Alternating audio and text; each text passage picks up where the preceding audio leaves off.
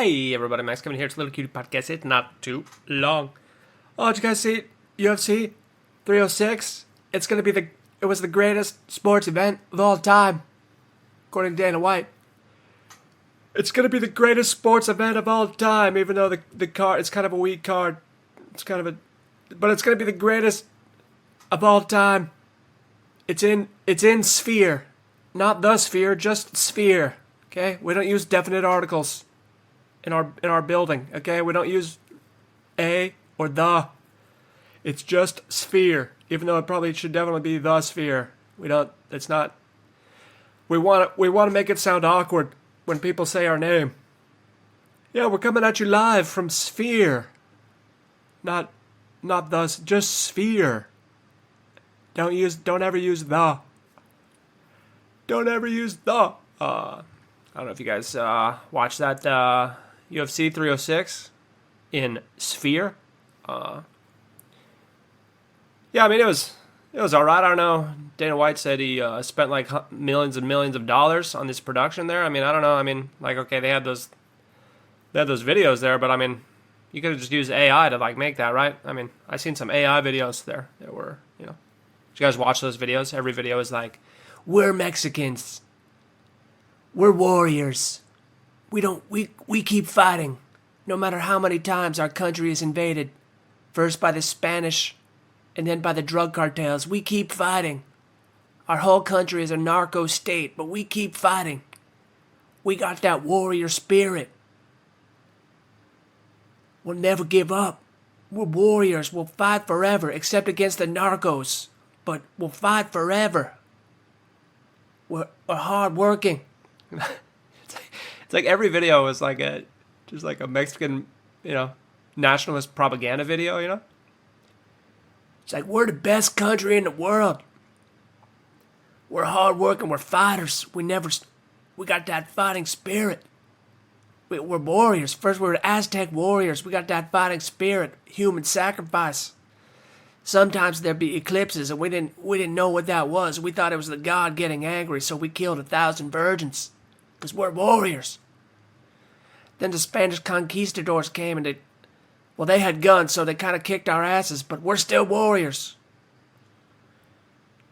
And then we had Mexican independence. We fought for our independence, which everyone thinks is Cinco de Mayo, but it's not. It's actually in September. Cinco de Mayo is just a get drunk holiday. Because we're warriors. We never give up. We got that fighting spirit. We'll mow your lawn for $30. We got that fighting spirit. Yeah, I guess every country has that same thing too, They're like, we're warriors, dude. We're fight like the Irish, It's like, oh, we're Irish, dude. We'll fight. We're warriors, dude. Or the Russians, they're like, oh, we drink vodka. We're warriors. Like, is there any culture out there that's just like, we're a bunch of pussies. We run at the first sight of danger. That's our culture. That's why our culture is so strong, because we're giant pussies. I don't think, like it's not every country can have that. There's winners and losers in war, You can't just have like, we're the best. We're the best in the world. We're so strong. We're fighters. We never give up. No one can mess with us. We'll beat your ass. But we sometimes run away. Because we're giant pussies, and Oh, anyway, I guess, American culture has that a lot too, It's like, we're American, dude. You terrorists come here, you blow up our buildings. We're going to spend $20 trillion invading your country for 20 years for no damn reason. It was a compliant, giant waste of time. As soon as we leave, the Taliban takes over again. But we're American, dude. We got barbecue. We got football. Don't mess with us. Yeah, of course, the ring girls there at the UFC, they were wearing traditional Mexican dresses there, different. They had little different. They had the Golden Girls. They had the salsa dancers. They had the Halloween, the Dia de los Muertes girls, But none of the girls were wearing bikinis, dude. You couldn't, yeah, they look nice there, but come on, man. There's no cleavage, dude. I mean, what am I? You got ring girls, no cleave? Come on, man.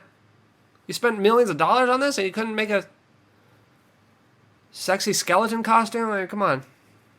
That's a new fetish for some people. Yeah, okay, let's get to the fights there. Of course, I went 3 for 6 on my bets there, so I just basically broke even. Okay, I bet on Brian Ortega versus Diego Lopez, and actually, I was on the hype train. I was on the Diego Lopez hype train. When this fight was first announced there, I put $10 on Diego Lopez in June, but then, Brian Ortega dropped out of that one, and then Diego Lopez didn't really look very good against Dan Ige. So I was like, oh, okay, maybe he's actually not that good. Maybe he's just been fighting cans, basically. But apparently that was an off night for Diego Lopez because he just destroyed Brian Ortega, dude. He just destroyed. I don't know. I mean, okay, Brian Ortega did get nearly knocked out in the first round there, and I guess it's hard to recover. When you get concussed in the first round. Same thing happened to Israel Adesanya. When he fought Sean Strickland, it's like, oh, Brian Ortega, he's not looking like himself. I was like, yeah, he just got concussed, dude. So. I was kind of hoping he'd come back there in the other rounds there. Maybe his cardio, but I don't know. Yeah, Diego Lopez just ran right through him there. He just ran right through him there. Congrats. Dream, believe, make it happen, bro. I want my $5 back.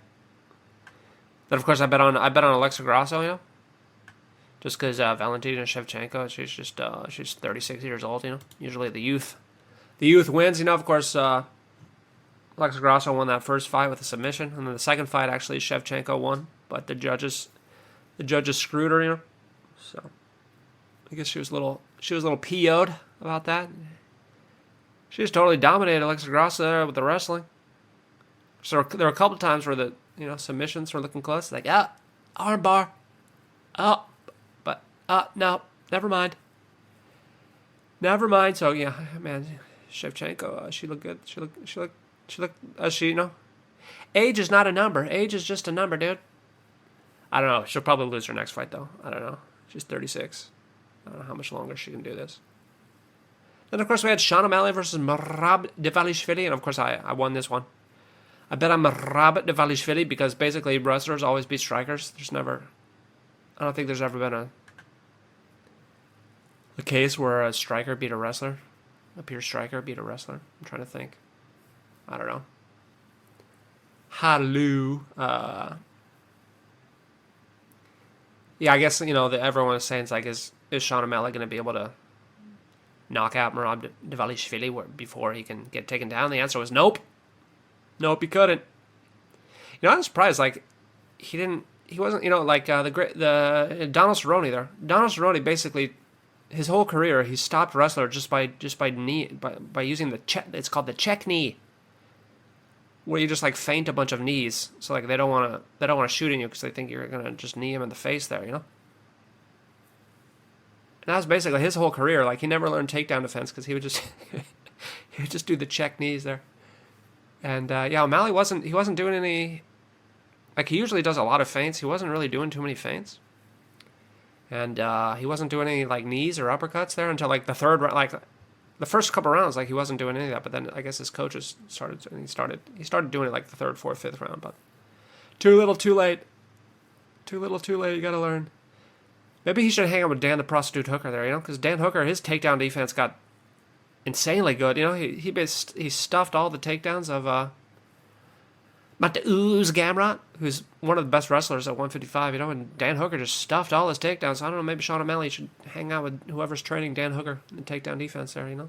That's your only hope. You gotta learn some takedown defense, bro. Learn how to do the check knee, do the uppercut feint, so people get scared to shoot on you. Then gotta learn how to stuff those takedowns. Yeah, Merab was just playing with his food there, Merab Dvalishvili. What else? Do we have any? Yeah, there was some good fights, though. There was, Daniel Zaluba versus Esteban Ribovic. That was a great fight, man. Was it the third round there? Ribovics just started punching, just teeing off on him. That was a great fight. That was a great fight. Yeah, I lost. I bet on this prelim fight. Edgar Chairez versus Joshua Van, you know. Chairez was plus 200.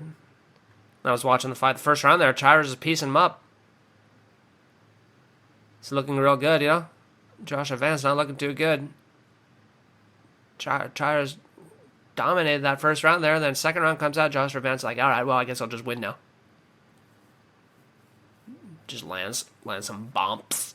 And Edgar Chairez is like, ow, my face. I'm so scared. I'm getting concussed. And I was like, no, my $5. The first round, I was so happy. I was like, yeah, dog. That's going to be $10 plus 200. And then the second round, I'm like, oh, no, my $5. Of course, we got football. You guys been watching football, dude? You been watching football? Yeah, I was watching last week there. They're introducing, like, the Ravens guy. And they're like, yeah, he's got 7 felonies. But he's still playing. He's got 7 felonies. But it's like, why would they even announce that, you know? Why don't you just leave the guy alone, you know? Maybe don't. Why would the announcers even talk about his criminal record there, you know? It's not very nice, you know? Maybe just give the guy some breathing room there. You know, you don't have to publicize the fact that he's got 7 pending felonies. Or like street racing or whatever. That's not very nice.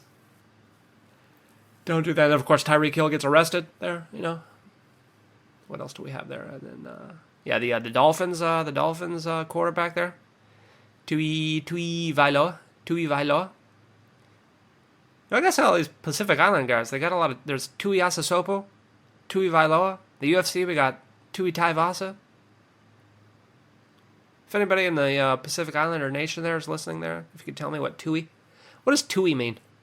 Is it like the Italian, no? Da Vinci, della izquierda, you know, whatever. I don't know. What does Tui mean? What does Tui mean in the Pacific Islander language? I don't know. Anyway, that Dolphins guy, Tui Vailoa, who last season basically got a terrible concussion and was like having seizures on the field there, you know. And he was out for the season because of concussion protocol. They don't want. It's like, no, CTE is real, kids. CTE is real, kids. So he's running the ball there, you know, as the quarterback there. And instead of sliding, like quarterbacks are allowed to slide, you know. Instead of sliding, he leads with his head. He jumps in with his head there, you know. He gets banged and he gets another concussion. He's out of the game with another concussion. Right after that happens, like fourth quarter, like half the stadium just leaves. It's like, hey, are you true fans? Are you? Yeah, I'm like watching. There's still like 10 minutes left in the fourth quarter, and the stadium's half empty.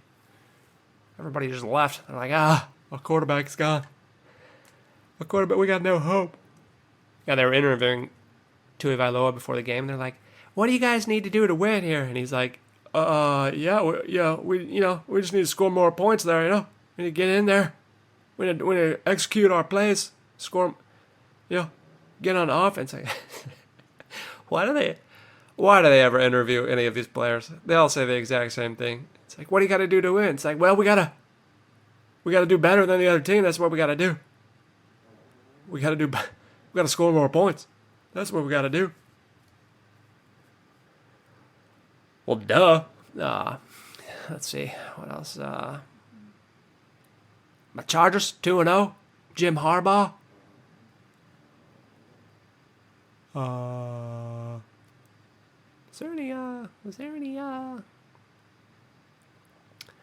Was there any other football things I wanted to talk about? I can't remember. I've just been watching the highlights on the YouTube there. You know, all these games that come on at like 2 a.m. over here in Japan. It's like, hey, man, I'm sleeping. All right, I'll just watch the highlights. I wish they would do highlights that had just every single play, you know? And just showed every single play. That'd be good highlights. Instead, they just show the cool plays. They just show the good... Oh, yeah. I don't know what I want to talk about. It's the names. You know, I always like the names in UFC. They got good names, you know, like Marab Dvalishvili and Mateusz Gamrot and Umar Nurmagomedov. You know, those are all great names. But football also has great names too, you know. But like not in the way the UFC does. Like UFC, you know, I'm watching football. And they're like, the guy's name's Worthy. He's like Worthy. All these football guy names are all like great names for writing headlines. You know. Like if they do good or do badly, you know, like the guy's Worthy. It's like the headline's gonna be Worthy, not so worthy, you know. Or there's Likely, the guy Likely. He's like Likely, not so likely. Of course, and then there's Purdy. It's like Purdy, not so Purdy. And the quarterback for the Eagles is Hurts. He's like Hurts is Hurtsin, you know. All these headlines write themselves, you know. I mean, try writing a pun for Dvalishvili. You know, you can't. Dvalishvili is shvillin like a villain. You know, anyway, thanks for listening. Maybe I'll see you tomorrow.